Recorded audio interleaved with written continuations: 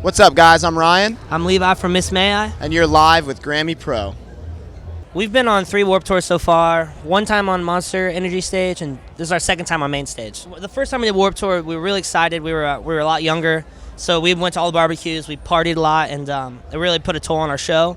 So this time, at least doing it so many times, we all work out pretty much a lot. We all have our own exercises, and it sort of keeps you in shape because if you play you go to sleep late, and if you could wake up and play at 11 a.m. or you could play at 7 p.m.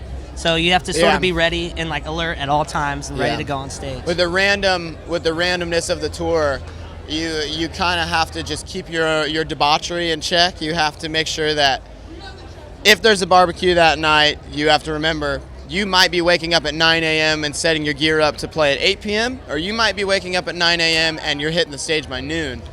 So if you go too hard the night before, it's only going to hurt you the next day. Get some pre-shows in before Warped. You can't just, most tours, you're off for a lot of time, you just jump right on tour and you want to try to work out the kinks. There's no such, the kink is this big on the first day at Warped Tour. So you have to try to do some shows leading up to Warped Tour because your first week's going to be, it's going to be hell.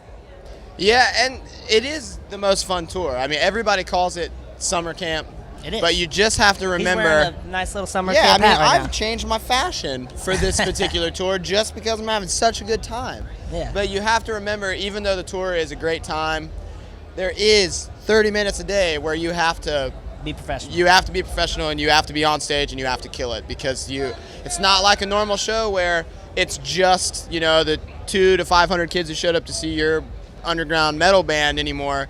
You're at Warped Tour, you got 3,000 people that are waiting to see you, and you got another 1,000 walking by throughout your show, and you just got to remember that you're going to go up there and you're going to play for a lot of people, so you just got to take it easy. And another thing, time while you can, take a little bit of easy if you can. Another thing of advice too, you have to be super tight on Warped Tour because there's so many amazing bands, and you don't really have the lights or the production to sort of cover you from not being a tight in sync band. So you have to make sure you're on top of your game because there's even bands on smaller stages. There's bands that are amazing on this tour. So you have to you can't just slack. You have to be up to par every day. There's a no slack rule on Warped Tour. The last 2 records we did with bigger producers, but we did it for this. It was a whole different kind of sound.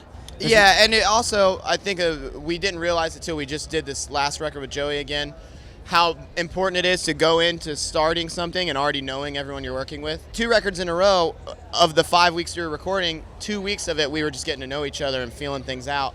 So then by the end of the recording process, we're out of time, we're rushing things, we're really stressing out. Whereas this time, we were back with Joey, and I'm pretty sure we wrote and tracked the demo of a song that is a single the very first day. Because we walked into the studio, we had already discussed what we were doing, and as soon as we got there, we got to work. I think the biggest difference too is this record, our guitar players who are the main, Justin and BJ, really write the songs from scratch, and they've learned right after our last record, they both learned how to sort of demo really professionally on computers. So literally, we finished the last record, went and did all these European festivals, did all this stuff, and they started writing first day, and they could track it themselves. So this is the first time we've had too many songs for a record. We usually come in with 5, and we're like, okay, this is all we got. We came in with over 20 songs because they've been writing all year round, and it was really easy for me and him because we could we write lyrics last, so we try to feel the vibes off the instruments, and with 20 songs, you get in a lot of vibes, and you can sort of throw away the ones that